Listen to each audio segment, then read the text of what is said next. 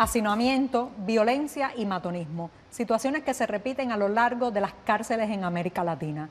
Los lugares que deberían ser para ayudar a reinsertar en la sociedad a los condenados se convierten muchas veces en verdaderas fábricas de peores criminales. ¿Quién vela por los derechos de estos reclusos? ¿A dónde pueden ir para decir que viven en condiciones infrahumanas? Ese es el tema de hoy, las cárceles en América Latina, en este programa La Voz de tus Derechos, un espacio que pretende ayudar a abrir una ventana allí donde parece que la puerta está cerrada. En el estudio tenemos a María Sirvent, una activista mexicana que trabaja en la organización Documenta, precisamente una entidad que se dedica a compilar, informar y reportar sobre el tema de los derechos humanos de los reclusos. Bienvenida al estudio, María. Muchas gracias y muchas gracias por la invitación. Bueno, pues también, como es habitual ya en nuestro espacio, pues tenemos al otro lado, a través de videoconferencia, a Marcia Aguiluz, abogada, que en estos momentos nos está hablando desde Costa Rica, alguien que nos va a dar una visión de cómo se mueve el tema de los derechos de los reclusos también a través de los organismos internacionales. Bienvenida, Marcia. Hola a todos y todas, muchas gracias por la invitación. Y desde Brasil tenemos a César Muñoz. César participa y compila y hace informes para Human Rights Watch y también pues tiene un pasado de periodista. Bienvenido, César. Gracias, estoy encantado de estar aquí. Bueno, pues cuéntame, María, ¿a qué se dedica exactamente la organización en la que trabajas y que desde 2010 tengo entendido que hace una labor enfocada en el tema de los reclusos y el estado penitenciario? Sí, bueno, nuevamente muchas gracias por la invitación. Desde Documenta, uno de nuestros grandes líneas temáticas y uno de nuestros programas más grandes es el tema sobre reinserción social y prevención del delito, enfocado específicamente al fortalecimiento del sistema penitenciario, el poder garantizar pues, condiciones de vida digna al interior para de esta forma garantizar una reinserción social de estas personas. Ahora, María, ¿cómo llegan hasta ustedes las denuncias de violaciones de derechos humanos contra reclusos? Porque debe ser un poco difícil para una entidad que trabaja con personas que están recluidas en un lugar al que muchas veces no hay acceso y me imagino también que muchos tienen miedo a hablar, temen represalias, piensan que nadie los va a escuchar porque en fin de cuentas son tomados por criminales por la sociedad. ¿Cómo logran obtener esos testimonios? Efectivamente hay mucho miedo de hablar por parte de las personas que están privadas de libertad porque pues, al final están bajo la custodia del Estado y ahí radica el miedo. Nosotros cómo nos hemos hecho de casos y cómo nos hemos aproximado a la población ha sido principalmente a través de familiares, por una parte, y por otra parte a través de brigadas jurídicas que hacemos en varios estados de la República, en lugares estratégicos y en días estratégicos, ya sea en juzgados, pero también en las prisiones, los días de visita, y realmente pues, un caso te lleva a otro, ¿no? También un poco de voz a voz. ¿Cuáles son los más graves problemas que presenta ahora mismo el sistema penitenciario en México? Bueno, el primer gran problema es la sobrepoblación. ¿Por qué se da la sobrepoblación? Son varios factores. Uno es el uso excesivo y no excepcional de la prisión preventiva. Por otro lado, también tenemos la criminalización de la pobreza, es decir, todas aquellas personas que no pudieron acceder a un buen abogado, que no pudieron pagar su fianza o no pueden pagar la reparación del daño. Por otra parte, también tenemos el populismo punitivo. En México, en los últimos años, se han endurecido las penas. La pena de prisión hoy se aplica a mucho más por mucho más delitos que antes. Y todos estos factores han influido en la sobrepoblación. ¿Qué trae como consecuencia la sobrepoblación? Pues condiciones de vida indignas y en muchas ocasiones infrahumanas. Bueno, dentro de las prisiones. Estallidos de violencia. Recientemente está el caso de Topo Chico, ¿no? Exactamente, porque otro de los grandes problemas estructurales, que también es consecuencia de la sobrepoblación, es la corrupción dentro de los penales. Y la corrupción y el autogobierno. ¿A qué me refiero con autogobierno? En la gran mayoría de las prisiones en México tenemos un porcentaje del 67% de acuerdo a la Comisión Nacional de Derechos Humanos, viven en autogobierno, es decir, que grupos internos o grupos de delincuencia organizada tienen el poder en las prisiones. Es decir, en las prisiones mexicanas, y yo creo que de todo el continente, se vive una doble realidad. Son espacios de muchos privilegios para algunos y de enormes violaciones a derechos humanos para otros. Me parece muy interesante porque eso me recuerda el informe, uno de los últimos informes precisamente que ha redactado Human Rights Watch en Brasil, que mencionaba, César, el tema de los llaveros, estas especies de grupos o de celdas, o sea, jefes de celda que gozan de privilegios e imponen a la fuerza, la disciplina, el control e incluso la subordinación de los otros reclusos. Cuéntame un poco cómo es este tema de los llaveros. Sí, es un fenómeno muy particular y sorprendente, ¿no? Cuando uno llega a una prisión en Pernambuco, en el estado de Pernambuco, que es donde ocurre esto, un agente penitenciario te abre la jaula, que llaman, que es la entrada, hay otra puerta para el interior del penal, pero una vez que pasa la segunda puerta ya no hay nadie dentro. Son los propios prisioneros los que tienen las llaves de todas las puertas de la prisión. Entonces, se pueden imaginar el descontrol que hay ahí. La persona que tiene la llave tiene el control y el poder de vida y muerte dentro de Y goza de privilegios, y goza de privilegios especiales, ¿no? Por supuesto, tiene la llave. Normalmente los presidios tienen varios pabellones dentro, hay un llavero por cada pabellón y esta es la persona que tiene la llave. Y él organiza una milicia, que llaman en Brasil, que es un grupo de asistentes allí que le ayudan con el trabajo de abrir la puerta, pero en realidad de controlar lo que pasa dentro, ¿no? Entonces, ellos son los que controlan el tráfico de drogas, por ejemplo, ellos venden lugares para dormir. O sea, si tú eres detenido en Pernambuco, vas a tener que pagar por estar en la prisión. Y todo tipo de corrupciones, ¿no? Lo que se pueden imaginar existe, ¿no? Prostitución, cualquier cosa. Ahora, me parecía bastante impactante una descripción que hacían en el informe de un momento que entraron a una celda donde había apenas 6 camas de cemento y 60 presos. Un hacinamiento, o sea, una sobrepoblación excesiva, me parece a mí. Es algo que se repite en Brasil, además de Pernambuco. ¿Es una realidad común en Brasil? Sí, y probablemente en toda América Latina, ¿no? En Brasil el porcentaje de hacinamiento sobre población es 160% en general. En las prisiones de Pernambuco hay espacio para 10.000 presos y había 30.000. Entonces, obviamente es un desastre de derechos humanos, es un desastre de salud. Hay Claro. muchos problemas con tuberculosis, con el virus que provoca el SIDA, y es un problema de seguridad pública, porque estos lugares se convierten en no escuelas del crimen, se convierten en posgraduaciones del crimen. No hay forma o sea, una persona que es detenida con 2 gramos de cocaína o incluso de marihuana, o sea, una cantidad muy pequeña, va a estar allí con los mayores traficantes de la ciudad. O sea, es una cosa absurda, un sistema absurdo. Almacenes de hombres, industrias del crimen, lugares donde muchas veces la persona sale con una actitud mucho más delincuencial hacia la sociedad y hacia la calle. María, vuelvo contigo porque me gustaría que me explicaras y que le explicaras a la audiencia, a los que están mirando este programa La Voz de tus Derechos, un espacio precisamente para tocar todos esos temas que nos afectan como sociedad, que nos afectan como personas y que laceran nuestros derechos y los que hay que denunciar. Me gustaría que tocaras el tema que ha sido como un pilar de demanda que ha llevado la organización Documenta, que es el hecho de promover y exigir la clasificación de internos por categoría. Sé también que exigen una atención médica adecuada. ¿A quiénes y a qué instituciones elevan esas demandas? ¿Cómo lo hacen? ¿Los han escuchado? Sí.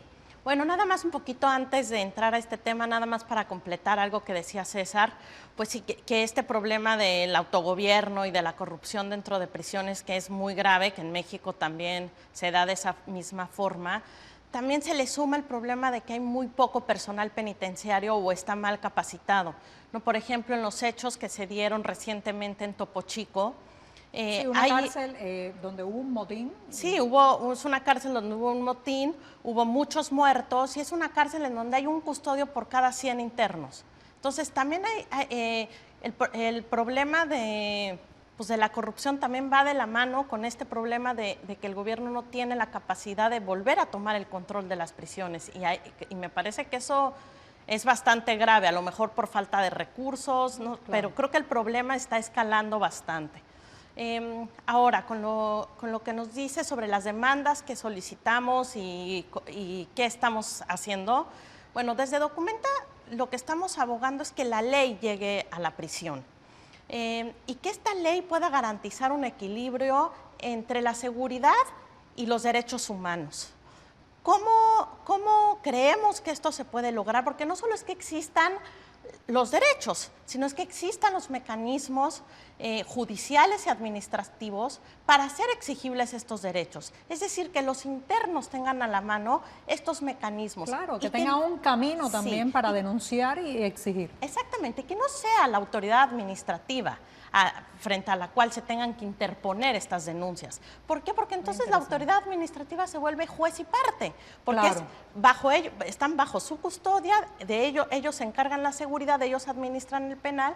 Entonces, lo que nosotros estamos trabajando fuertemente es que sea una autoridad judicial la que pueda conocer, por ejemplo, de estas condiciones de internamiento. Me interesa mucho eso que has dicho, la autoridad judicial, no ser juez y parte, la exigencia también sobre los gobiernos y los estados, porque yo creo que es un tema del que Marcia nos puede hablar mucho.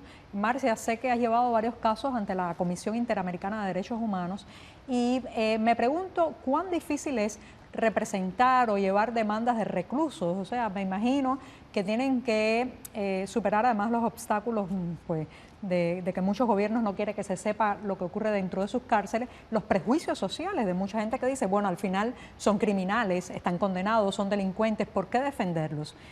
¿Cómo lo hacen? Claro, sí, efectivamente, como señalas, este es un tema de los menos populares en el continente.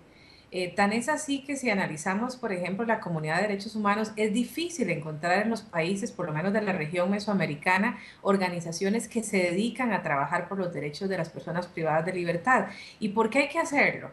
Porque son personas, porque son seres humanos y porque la dignidad, el respeto a la vida, la integridad personal es inherente a toda persona.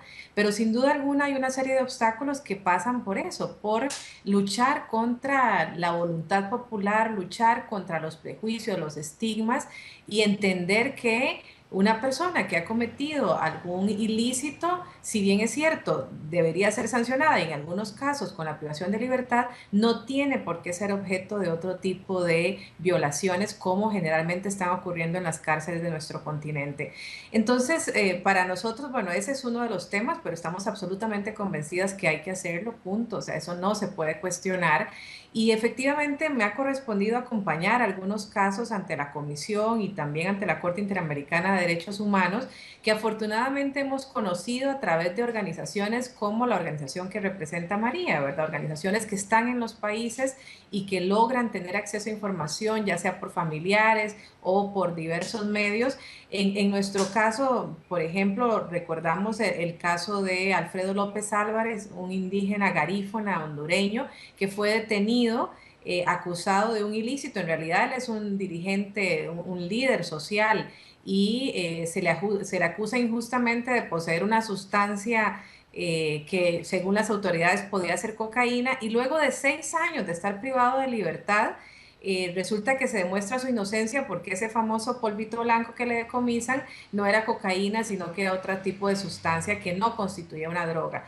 Y él sufrió una serie de vejaciones estando privado de libertad. En este caso, por ejemplo, la Corte Interamericana ordena a Honduras mejorar las condiciones de las personas privadas de libertad. Este es un ejemplo de cómo nosotros, digamos, tenemos acceso básicamente acompañando en este caso a OFRAN, que es la organización a la que Alfredo López pertenecía y pertenece. Y así, sí. Ahora te quería preguntar porque me imagino que mucho de ese trabajo también implica entrar a las cárceles, comprobar allí lo que está ocurriendo, tomar los testimonios de los que quizás no han podido, por no tener la visibilidad quizás de esta activista, pues hacer saber su caso. ¿Te has encontrado muchas veces con el hecho de no poder entrar a cárceles, de que no se les permita, de que no se les dé acceso a abogados especializados en el tema? Sí, sí, eso varía de país en país. Ahorita el caso que se me viene a la mente, por ejemplo, es el caso de Nicaragua. En Nicaragua existen serios problemas ahorita para acceder a las cárceles. Organizaciones como el CENID, el Centro Nicaragüense de Derechos Humanos, que antes tenía un acceso frecuente a las cárceles, ahora se le ha impedido. En nuestro caso, por ejemplo, el año pasado estuvimos dando seguimiento a un costarricense que había sido detenido arbitrariamente en Nicaragua y solicitamos por escrito a través de los medios que se nos permitiera entrar para ver las condiciones de detención y eso no fue posible. Entonces, en definitiva, sí, eso varía en los mismos países, inclusive hay cárceles en las que es más fácil ingresar y otras en las que existe básicamente una política de Estado, como el caso de Nicaragua, para no acceder. Ahora, esa negativa ha sido incluso en tu función de directora del programa para Centroamérica y México del CEGIL. O sea, te han dicho, no puedes entrar, no puedes acceder. Sí, es que eso no distingue condición, lamentablemente. Cuando hay una política, como menciono, en el caso de Nicaragua, que señala que no van a dejar el acceso, no importa quién sea, pues las autoridades internamente lo cumplen, ¿verdad? Entonces no tiene que ver con la condición de quien lo pide, sino con el tema de qué tan abiertos, qué tan transparentes y qué tan respetuosos de los derechos humanos sean las autoridades de los estados. María, me imagino que hay muchas cosas que te suenan familiar, ¿no? Cuéntame. Sí, pues hablando sobre esta cuestión, sobre la cuestión de entrar a las prisiones. En México sí es bastante complicado. No están cerradas las puertas, por ejemplo, para organismos internacionales. Ellos sí pueden entrar, relatores de Naciones Unidas o las personas de la Comisión Interamericana de Derechos Humanos. Sin embargo, para la sociedad civil sí está muy, muy cerrado. Marcia, ¿cómo reaccionan los gobiernos cuando reciben algún tipo de amonestación, penalización, llamado de atención en uno de estos organismos internacionales sobre la situación de sus cárceles? Por regla general, ¿no escuchan? ¿Han tomado medidas? ¿Atacan verbalmente o diplomáticamente a la propia organización? ¿Cuál es la reacción más común en América Latina, en los gobiernos de América Latina ante estos llamados de atención? Sí, digamos que es variable, pero en general podemos señalar que no les gusta. A ningún estado del continente le gusta que le llamen la atención, pero las reacciones sí varían en intensidad. Hay estados que, pues, que rechazan, ¿verdad? Que dicen no es cierto lo que está pasando y que lejos de tener más apertura y transparencia, más bien cierran más sus puertas, sus cárceles para que no haya acceso para la denuncia.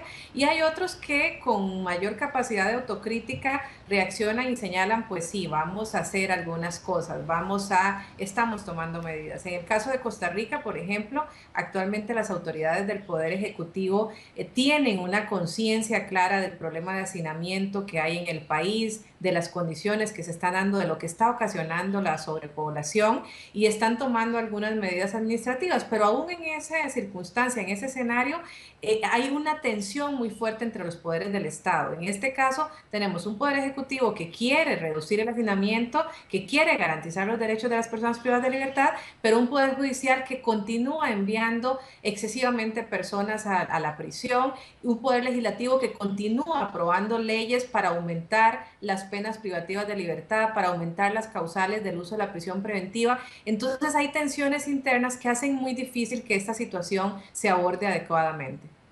Bueno, pues aprovecho para recordar que estamos viendo La Voz de tus Derechos, un programa donde nos acercamos a voces como la de María, Marcia, César, personas que desde sus realidades intentan abrir una ventana donde la puerta está cerrada.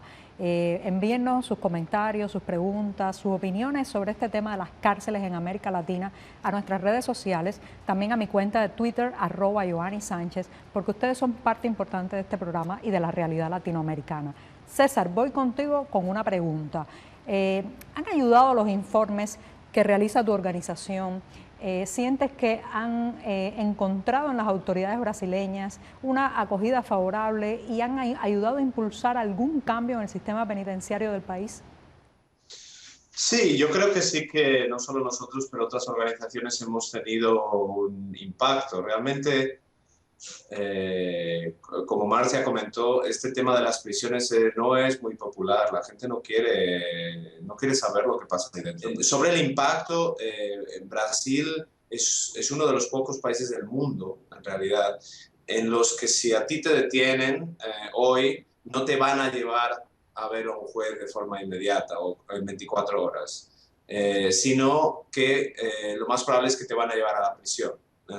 Entonces, ¿eso qué ha ocasionado? Pues una explosión de prisión preventiva. El 40% de los presos que están de las personas que están en prisión en Brasil están esperando juicio. Seguro que una parte de ellos son inocentes. Están en la misma celda que un condenado por homicidio o cualquier delito que te puedes imaginar. Entonces, es una violación increíble de los derechos y una causa de sobrepoblación en las prisiones. En Brasil, afortunadamente, el año pasado comenzó un proyecto piloto para empezar a llevar a estas personas que son detenidas a un juez y que el juez decida si tienen que esperar el juicio en la prisión o no. Es un derecho básico, fundamental, y que está teniendo un impacto ya en la situación carcelaria de Brasil. Claro. Ahora, María, en México, ¿qué influencia también tiene el tema de la corrupción dentro de las cárceles, ¿no? O sea, todos estos pagos, sobornos para mejorías carcelarias, quizás para obtener consumos prohibidos, drogas, en fin, para hacer de la vista gorda a los guardias. ¿Cómo actúa el tema de la corrupción con los guardias mismos y con la estructura, las autoridades del penal? Pues sí, el tema de la corrupción en las cárceles locales, porque las cárceles federales es otro problema el que se vive, pero en las cárceles locales, pues es simplemente, como decía César, se paga por todo. Se paga por alimento, por una cama para dormir, evidentemente si quieres alguna cuestión de drogas, si quieres, por todo se paga. Y no solo las personas que están privadas de libertad, sino también los familiares cuando van los días de visita, ¿no? Pagan desde para poder ingresar ciertos alimentos o ropa, para tener un lugar para tener la visita, todas las cuestiones de visita conyugales, para todo se paga.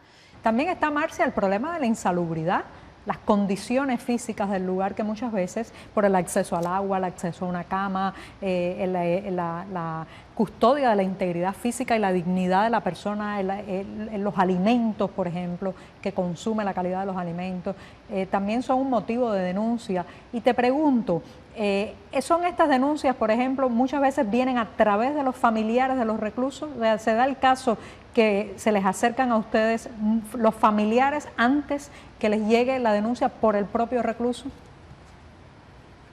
Sí, sí, eso es la fuente principal, diríamos, de denuncia, porque son ellos los que generalmente pues tienen más acceso a las personas privadas de libertad. Claro. César, ¿te has visto alguna vez coaccionado, amenazado por tu trabajo?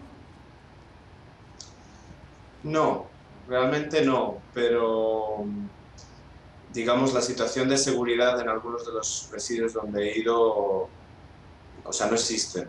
O sea, digamos, uno corre un riesgo entrando en algunas de estas prisiones, porque, por ejemplo, en Pernambuco, como he dicho, no hay agentes penitenciarios dentro realmente de los pabellones. Entonces uno entra en un pabellón y hay 200 hombres, que están controlados por este llavero y su milicia. Entonces, digamos, tú estás en riesgo Claro. de Estás las a manos, merced de la violencia. de estos grupos, ¿no? En general, ellos realmente, o sea, cuando uno entra, te acogen bien, porque ellos se sienten absolutamente abandonados. Nadie se acuerda de ellos. Entonces hay un deseo de hablar contigo, pero obviamente esto que estamos denunciando ahora es perjudicial para estos grupos criminales. Entonces uno se expone cuando está hablando así, realmente. Claro. César y Marcia, quería agradecerles de verdad la participación en este programa, La Voz de tus Derechos, que estamos filmando desde Panamá. Y volver al estudio con María. María, para cerrar, dame algo que me esperance con el tema carcelario en América Latina y en México. ¿Has encontrado casos que se han reinsertado socialmente después de largas condenas, después de vivir todas estas monstruosidades en la cárcel? ¿Has encontrado gente que lo logra, no?